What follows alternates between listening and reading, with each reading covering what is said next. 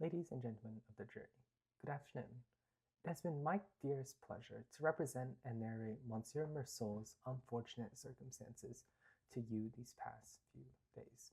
The prosecution has consumed an enormous amount of time not on the facts of this case, but on Monsieur Meursault's decision to send his mother to a caring home. A home where she could peacefully and with her peers live out the rest of her life. Yesterday, we heard Monsieur Perez's testimony. The testimony of a man in love, of a man in a relationship that's given him life and purpose, a relationship that would never have blossomed if not for Monsieur Meursault's decision. Ladies and gentlemen of the jury, human instinct is to crave community, to crave acceptance. One who belongs in a community is 26% less likely to die prematurely. Monsieur Meursault has always had his mother's best interests in mind.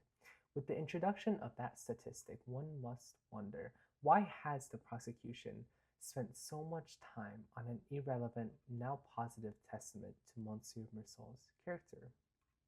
It is because of the fact of the case. They are simply not in the prosecution's favor. The facts of the case are simple. A group of individuals far outnumbering Monsieur Meursault and Monsieur Sintez were following, stalking these pair of friends.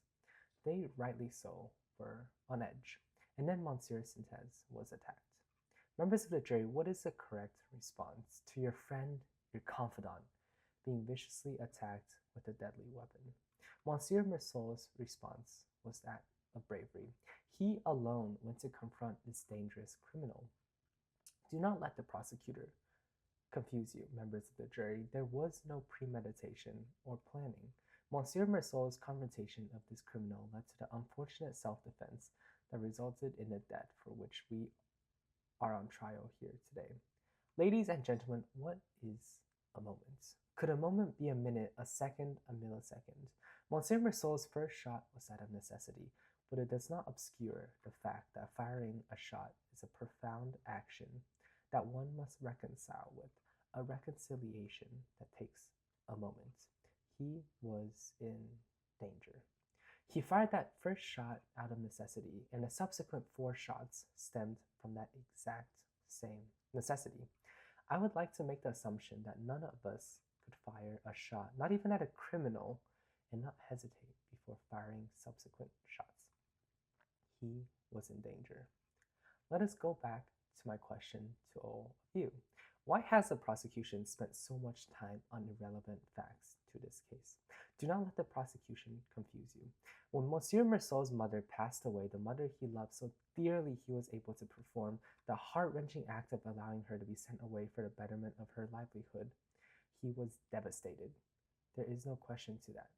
I would argue that the total disconnect that has been illustrated here today, that of watching a comedy movie, that of starting a liaison, was out of his own necessity. There is no correct response to that. And for Monsieur Meursault's own unique case, I would argue he was saddened to the point of irrationality and incomprehensibility. Monsieur Meursault is here on trial for ending the life of a criminal, not for putting his dear mother in a caring home, not for his unique way of processing grief. Do not let the prosecution confuse you.